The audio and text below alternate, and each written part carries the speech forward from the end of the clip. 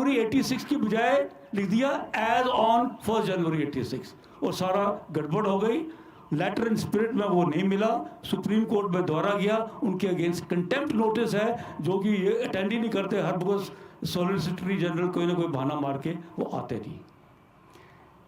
वही चीज़ देखते हुए मुझे लग रहा है जो सबके दिमाग में ये सोच है और वरी है कि आपने कहा सब खुश हो जाएगा, लेकिन इम्प्लीमेंटेशन ऑर्डर अगर लेटर एंड स्पिरिट में जो 1 रैंक 1 पेंशन का मीनिंग है उसमें नहीं निकलता है तो ये पैसे या ये ऑर्डर लागू नहीं होगा।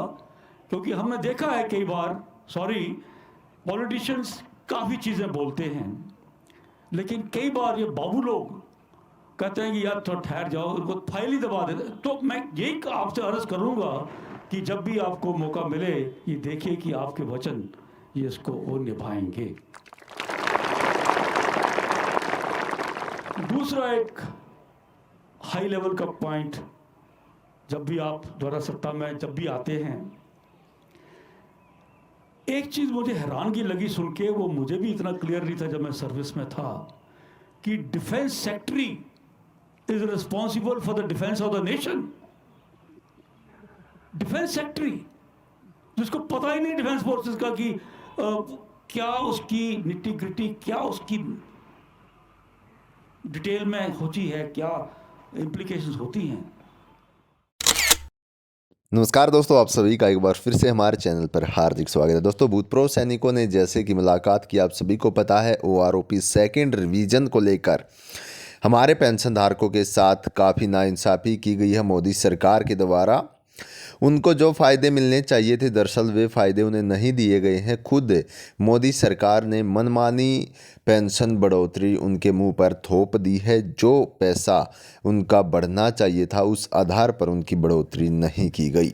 तो इसको लेकर भूतपूर्व सैनिक यहाँ पर आप देख सकते हैं किस प्रकार से वार्तालाप कर रहे और अपनी परेशानियाँ बता रहे हैं। उसको लेकर क्या विपक्षी सरकार क्या फैसला लेती है, हम आपको इस वीडियो में आगे दिखाएंगे। पूरी वीडियो आप भी अंत तक जरूर देखना, बहुत ही इंपॉर्टेंट हमारे पेंशन धारकों के लिए वीडियो होने वाली है। और आपसे रिक्वेस्ट करता हूँ वीडियो को लाइक जरूर कर दीजिए। आप सभी के लिए एक नया मुद्दा हम लेकर आए हैं, तो वीडियो को एंड तक जरूर देखिएगा। नहीं है, हम पॉलिटिकल कंट्रोल है, it should be defence minister, then we will accept it. But defence secretary responsible for the defence of nation, जो कल एग्रीकल्चर डिपार्टमेंट में था और आज डिफेंस डिपार्टमेंट में आ गया, वो लॉजिकल नहीं लगता, बड़ा अजीब सा लगता है डिफेंस। तो इन जनरल मैं यही कहूँगा कि डिसीजन मेकिंग में ये पता नहीं क्यों ये ऐसा हुआ है, हो रहा है। मिनिस्ट्री ऑफ डिफेंस में कुछ अच्छे रिटायर्ड डिफेंस ऑफिसर्स या सर्विंग डिफेंस ऑफिसर्स, जिस तरीके से भी be it adviser, be it in some form, वो उनको मिनिस्ट्री ऑफ डिफेंस में होना जरूरी है। खास तौर पे हैरानगी की बात आपको लगेगी कि department of ex serviceman welfare, उसकी अभी तक एक बाबू रहा है, आजकल तो लेडी है, इससे पहले भी लेडी थी मेरे ख्याल में, जिसको पता ही नहीं है कि डिफेंस मैटर्स की क्या दर्द है, क्या चाहिए, वो उसकी हेड है। तो हमने बड़ी गुजारिश की थी डिफेंस मिनिस्टर साहब, जिनको मैं अच्छी तरह जानता हूँ क्योंकि जब मैं आर्मी कमांडर ईस्टर्न कमांड था उत्तरी पूरे भारत का, तो डिफेंस मिनिस्टर साहब 3 बार और प्राइम मिनिस्टर मनमोहन साहब 2 बार हमारे अरुणाचल प्रदेश और नथुला बॉर्डर में चाइना के सामने आए। अच्छे इंसान हैं, लेकिन अफसोस ये है कि सुनते हैं, बड़े अच्छे हैं, लेकिन एक्शन नहीं होता। तो उनको भी कई बार एक्स सर्विसमैन वेलफेयर के चेयरमैन ने बताया है कि सर ये तो करो, कम से कम एक डिफेंस वाला तो इसमें एक्स सर्विसमैन वेलफेयर में तो रखो जो कुछ सही ढंग से एडवाइस करे, लेकिन अभी तक नहीं हुआ। और अफसोस ये है कि आपको पता ही है कि ये ब्यूरोक्रेट्स इतने पीछे पड़े रहते हैं कि कोई भी हमारे पक्ष में जब भी कोर्ट फैसला करता है, गवर्नमेंट तो छोड़ो, कोर्ट वो भी उसको चैलेंज कर देते हैं। घटिया बात यह है कि इवन डिसेबिलिटी पेंशन, जो एक जवान जो बेचारा डिसेबल हो गया है, जिसने पूरी जान दे दी दुनिया, उसकी पेंशन जब बढ़ाई कोर्ट ने तो उसकी भी अपील कर दी। ये तो बहुत ही अन्याय है। तो मैं यही गुजारिश करूंगा कि जब भी हो सके, जैसे भी हो सके, थोड़ा से फौजियों को ध्यान देना बहुत जरूरी है। Thank you general Jamal sir. Mrs Raj Thapa जो हमारी वीर नारी की जनरल सेक्रेटरी हैं हिमाचल प्रदेश की, राज थापा जी।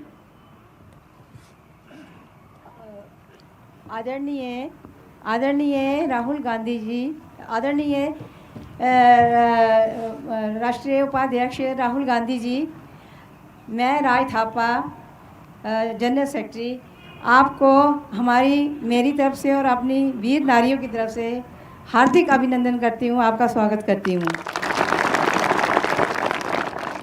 राहुल जी, मेरी आपसे एक प्रार्थना है, एक मांग है आपसे। हम वीर नारियों की जब पति मरणोपरांत उनकी पेंशन आधी हो जाती है, जिससे उनका घर का खर्चा भी चलाना काफ़ी मुश्किल हो जाता है, तो मेरी आपसे और हमारी वीर नारियों की तरफ से एक रिक्वेस्ट है, एक प्रार्थना है कि हमारी पेंशन में भी थोड़ी सी बढ़ोतरी कर दी जाए और हम आपके आजीवन आपके आभारी रहेंगे। तो मेरी आपसे यही एक थोड़ी सी प्रार्थना है, अगर आप हमारी इस प्रार्थना को स्वीकार करते हैं तो मैं आपकी धन्यवाद करती हूँ। Thank you Raj Thapa ji. Colonel Maluk Singh Rana, थोड़ा अपना ये टाइम थोड़ा कम लीजिए, शॉर्ट करिए, टाइम बहुत कम है। आदरणीय राहुल जी, मैं आपका हिमाचल देवभूमि में पहुंचने पर पूरे एक्शन उनकी तरफ से खुले दिल से स्वागत करता हूं। राहुल जी, फौज की कठिनाइयां तो जनरल जम्वाल साहब ने आपके पास रख दी।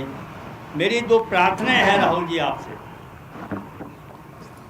पहली प्रार्थना ये है कि 7वें वेतन आयोग में हमारा सदस्य होना चाहिए,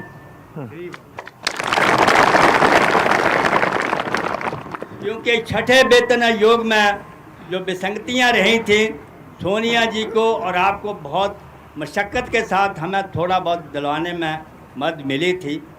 अगर 7वें वेतन आयोग में तीनों सेनाओं के अंगों का को मुखिया उसमें सदस्य हो तो हमें उम्मीद है कि आपकी अध्यक्षता में हमें इंसाफ मिलेगा। महोदय, मेरी दूसरी प्रार्थना भी फौजियों से संबंधित है। 1973 के बाद जितने भी सक्सेसिव पे कमीशन आए, उन्होंने फौजियों का warrant of precedence Rahul ji बहुत कम कर दिया। Warrant of precedence means inter services loyalty status. 6ठे वेतन आयोग ने तो एक मेजर साहब को डीएसपी से नीचे भी कर दिया। तो मेरी आपसे प्रार्थना ये है कि जो हमारे फौजियों के साथ जो सिविल में हमारी जो सीनियरिटी स्टेटस होता है, मुझे पूरी उम्मीद है कि आपके शासन में और आपकी अगुवाई में हमारा ये स्टेटस जो है हमें बहाल हो जाएगा। मैं आपका धन्यवाद करता हूँ। जय हिंद sir. Thank you colonel Manoj Singh Rana ji. अभी हमारे ब्रिजलाल धमान जी राहुल जी के बगल में बैठे हैं, लेकिन फिर भी वो पब्लिक के सामने बोलना चाहेंगे।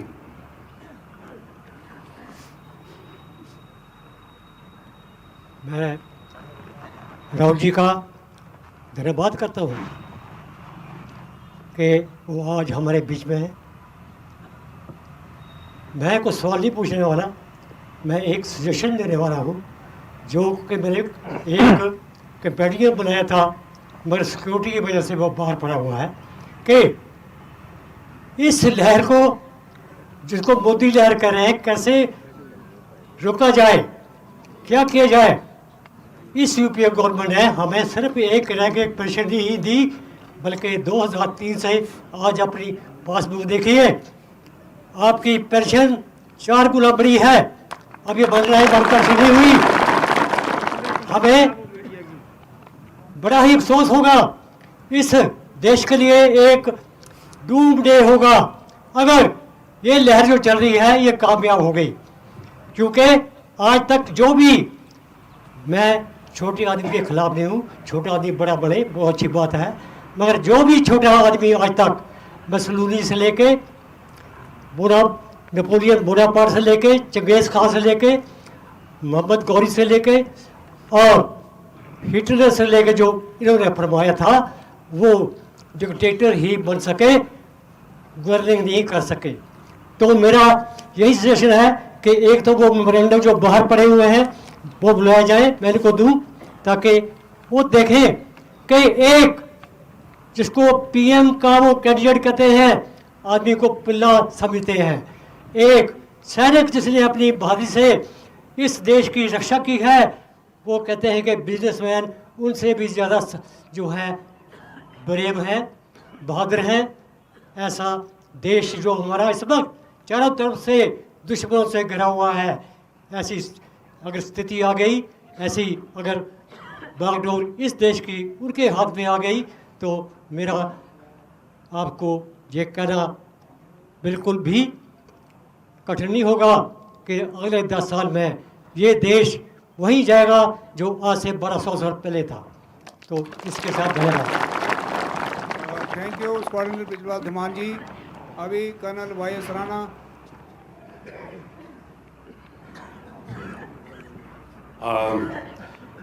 राहुल गांधी जी, मेरा आपको बहुत बहुत सलाम। मैं कर्नल वाई.एस. राणा आपसे एक पॉइंट रखना चाहता हूं जो कि आपके सेंटर के लिए कंसर्न है। प्रदेश की तो तकलीफ़ें हमारे मुख्यमंत्री जी उनको हल करते रहते हैं।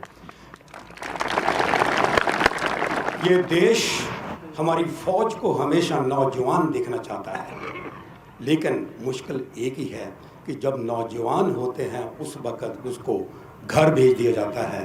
एक सिपाही जो है अगर 17-18 साल की नौकरी में, या सिपाही लांस नायक नायक जो है वो 34-35 साल में उनके ऑर्डर है कि इसके आगे ये एक दिन भी नौकरी नहीं कर सकता है, उसको घर भेज दिया जाता है। 34-35 साल के बाद उसकी इतनी जिम्मेवारियां होती हैं कि उसको पता नहीं लगता है कि क्या करना है।